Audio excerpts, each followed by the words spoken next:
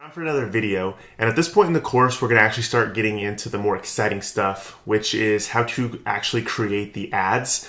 But before we actually show you the exact ads that we've seen work in different markets, I want to just briefly talk to you a little bit about what you need to know on how to create effective ads. Now, this doesn't necessarily only apply to Facebook, but just general advertising and marketing in general. So if you kind of have a grasp of what makes a good ad already, feel free to skip to the next video. But if you're really curious about some of the data or psychology behind some of the best performing ads, let's go ahead and dive into this video real quick. And then in the next one, we will be sharing a little bit more with you on exactly what the ad looks like itself. All right. So with anything that's marketing related, it's best to look at the numbers and the data. And Facebook publishes a lot of that in their annual or their quarterly reports, since they're public company, stock market. So some of these numbers come from them, and then others come from ad agencies who do a lot of Facebook advertising. So over 5 million businesses use Facebook for advertising. Now that's all businesses, so not just real estate specific, but that is an incredible amount, and it's growing every quarter and every year. So I share that with you because I want you to know that the competition is heating up and more people are using Facebook ads. So it's becoming more and more important to stand out and run effective ads, so you're not just seen as another one of those companies. In 2016, so this is a little outdated, but 52% decline in organic reach on Facebook. And this is really important because in the past, what Facebook would do is you could really focus on getting likes on your page, and then when you shared anything organically, meaning you just posted, Facebook would show that to people who liked or were friends of your page.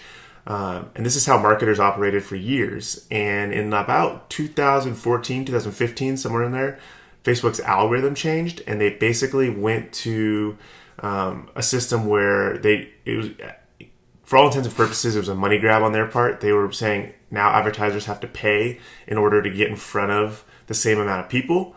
So if you find any old data out there saying, just regularly post on Facebook, that used to work, not so much anymore. So you have to be willing to have a budget and scale that budget to be able to compete with everybody, because Facebook wants you to pay in order to get your ad in front of your audience. 84% of Facebook's ad revenue came from mobile ads. We've seen in all of our testing that most of the time people are clicking from mobile devices. It's just how people use Facebook. So pay attention to your Facebook spend and look to see how much is going to desktop, how much is going to mobile. If you're getting a really high opt-in rate on mobile, you can actually have Facebook only show your ad to mobile people. And also you can even specify like Android, iPhone, all that kind of stuff. So pay attention to it because it's definitely more important. And then if you're driving Facebook ads to your website, you have to make sure it's mobile optimized, because already you know that they're coming from a mobile source. So your website has to look really good on mobile as well. Okay. Facebook users watch 8 billion videos per day. So this is mind-boggling. I don't even know how this is possible, but all that to say is Facebook is more of a video platform than it is an image platform. So Instagram is very image focused. It's becoming more video focused, but Facebook for sure is video. So if you have video content, so you walking through a property, testimonials, case studies, anything like that, start collecting those, because Facebook wants to show more videos because they get higher engagement and they want to keep users on their site longer, which means they can generate more revenue. So if you have videos, start collecting those, because they're going to be a valuable asset to you for running ads. And then 85% of videos are consumed without sound. I know I'm guilty of this. If you're just scrolling through your Facebook feed and a video kind of catches your eye, it's really important to have captions. So the little bit of text that goes along with what is being said on the screen. And I will include in another video a way to easily do this for cheap using rev.com, so you don't have to sit there and spend your precious time, transcribing what you've already said. But that's important to know that most videos are watched without sound, so make sure you have captions so you're not spending money and nobody can hear your message. All right. So now some more specific numbers about advertising. The best time to post on Facebook is between 12 p.m. and 3 p.m. The psychology of this makes sense, right? Like this is towards, after lunch. So people are on their lunch break, checking their Facebook feeds. Around 3 p.m., they're, getting close to knocking off of work and just want to like zone out for a bit and, check in. So this isn't to say that all your ads have to be spent in this time. I just wanted to share some of this data with you that there are better times to run ads than not. Me personally, I let Facebook optimize for all that. You can tell Facebook, like, just go out there and get me the lowest cost per click or the lowest cost per conversion. And you can kind of let their algorithm do it. So if you get into really big budgets, right? Like if you're spending $10,000 a month or whatever, you might want to segment your ads based on, show these in the evening and show these in the morning. But that's, much further down the line, in my opinion. Facebook's pretty good at, getting you the lowest cost per click on its own. Most headlines are 5 words long, okay? This is really important because, and remember, most ads are viewed on mobile. So if you have a really long headline and it's on desktop, it might look great because you can get, 2 to 3 lines of text. But on mobile, they're only going to show, maybe 6 to 7 words. So you want something that's short, punchy, grabs their attention, and looks good in a mobile application that, people are using for Facebook. So that's really important. So the average click-through rate, and I apologize, I couldn't really get anything specifically for real estate because it's, a subset of the market, but it's 0.9%. So I share this with you. So the click-through rate is, say Facebook shows your ad to 100 people and one person clicks, that would be a 1% click-through rate. Clicking through from the ad to your website or wherever you have Facebook sending the traffic. I share this with you because some people, they'll be like, hey, what's going on? I'm only getting a 2% click-through rate on my ads. I'm like, that's pretty good. If you're getting 1 to 5% click-through rate, you're doing really well in terms of having a compelling message or an image or anything that's grabbing them and getting them to your website. So this 0.9 is, all Facebook ads. So I just wanted to give you kind of a baseline or a metric to shoot for. If you're seeing like less than 0.1%, so 0.1 here, the chances of your ad not being compelling are really high. So that's something to kind of shoot for and troubleshoot as we get into some of these ads. So the average cost per click or cost per click on Facebook ads is 35 cents. You probably will have a very tough time getting that with real estate just because it's such a unique thing you're selling. If you were selling like widgets or, e-commerce products like beauty products or soaps or candles, you might be able to get this kind of cost per click.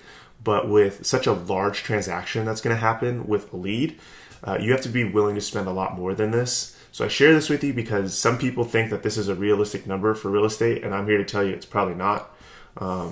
So if you are seeing webinars out there and they're e-commerce related, like how to get dollar clicks, just know that that's probably not going to apply to you in this industry. Now, going back to that real quick. So if you're into like the agent side of things, you might be able to get this kind of stuff for like free home value reports and some things like that, marketing reports. Same with investors, but this more on the content side, not so much on the lead side. Okay. So the key takeaways. Facebook competition is heating up. More and more businesses are coming online, running Facebook ads and testing it. So you just have to really have a strategy and really be convinced on, you're in it for the long haul and you're here to have a budget with X amount of time built into it so you can succeed. So how do you do that? You have to stand out, right? You have to have compelling images. You have to have text that is speaking directly to your ideal customer with a value proposition. So, I can help you sell your house in probate because I've done it for 30 years and I have these 6 testimonials on my website showing it. Go check it out. By the way, I have a 5-star Google review. My company's legit. Things like that. Mobile beats desktop. So I say that kind of cautiously because that's not to say don't ever run desktop ads. I've seen really well-performing campaigns that are just desktop only. But most of the time people are coming from mobile. So just watch it and be aware when you're creating your ads, like how does this look on mobile? And then what's the experience from clicking from mobile to your website on mobile? And as long as you have confidence in that, you should be all right. Videos beat images. Typically, Facebook will show videos more often in the news feed, so you can get, it's cheaper to advertise with videos and they're more engaging. So as the video gets more engagement, Facebook starts, giving that more play in its algorithm. But if you don't have videos, like, don't get me wrong, images are not dead. Like, you can still definitely generate leads with images. And again, Facebook is going away from the community aspect and more to like you have to pay to play. And then finally, the key takeaway is finding your baseline numbers, so your cost per click and your click-through rate, and getting really comfortable knowing what those are on your average ad. So spend, $1,000 and get that idea. And then from there, you can say, okay, in order to get from 1% click-through rate to 3%, I need a more compelling image, a more compelling headline, things like that to lower your cost per click. Maybe you have to find a audience retargeting who's a little bit warmer to you so you can bring your cost per click down, okay? But you have to know your numbers before you can start making those fine-tuning adjustments. And then from there, you can scale up, which is kind of what I was alluding to. All right. So finally, I know this video is getting a little long. I want to just share with you a couple of the basics for marketing, any kind of advertisements that you're creating. And then what we'll do is we'll kind of just briefly talk about them. And then in the next video, we will show you some example ads and they will hit on all of these points. So let's go through these. So stop the scroll. So what that means is when somebody's scrolling through Facebook, obviously you want to grab their attention.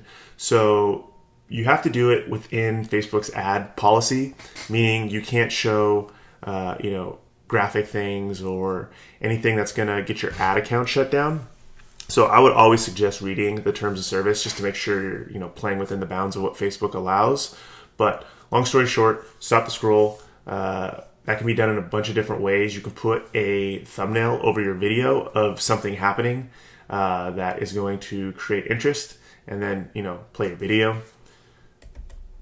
Answer a question. So a really good marketing basic here is everybody has questions in the back of their mind. Whether or not they're actually searching for it on Facebook is one thing.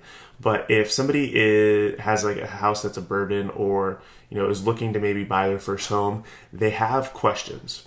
So you need to answer those in the headline, okay? Things like, need to sell your house this week. What if I can make you a fair cash offer today? Would you be interested? Things like that. And what else we got here? So give value. Sometimes I see Facebook posts and they're purely for giving value. It's like they're not even really pitching anything. It's something to consider, especially if you have a little bit bigger budget, where you just create content posts. So what that would be is, a longer form, maybe just talking through a process with a testimonial, and then like a video of you saying like, here's my company, here's who I am. If you have any questions about your options when selling a house, contact me today. I'd love to, help walk you through some of your options, something like that. That's just a great marketing basic for any type of marketing you do. So that, and then follow up. So follow up on Facebook ads are kind of interesting. So whenever somebody clicks on your ad, you want to put them in a retargeting audience. And if you look in the module before this, I will show you how to do that. So then you have an ad that is like, hey, I noticed you were interested in our services. Can I answer any questions for you? If they do opt in to become a lead, make sure you're getting on the phone with them or emailing them or however you communicate with them as quick as possible, just so you're not wasting money on, stopping the scroll, answering a question, giving value, and then you don't follow up, right? Like, follow up is so important. Make sure you have your automation turned on.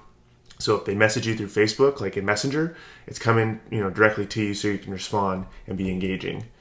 And then finally, know your numbers. In the very beginning of this course, I show you how to find your kind of like your break-even numbers for running Facebook ads. So you have to know those before you start creating ads, because you can get a little excited and create 50 different ads and put $5 spend on all of them and come back a week later and be like, whoa, what happened? I just spent $500 and didn't get any, opt-ins. So know your numbers. It's critical with any marketing activity that you do. And in the next video, what we're going to go ahead and do is show you some ads that we've seen, and you'll have to tweak them to your market. If you have palm trees in your area, maybe go find a picture of a house with palm trees. But we'll break down some of the copy, the headlines, and all that in the next video. So we'll see you right over there. All right.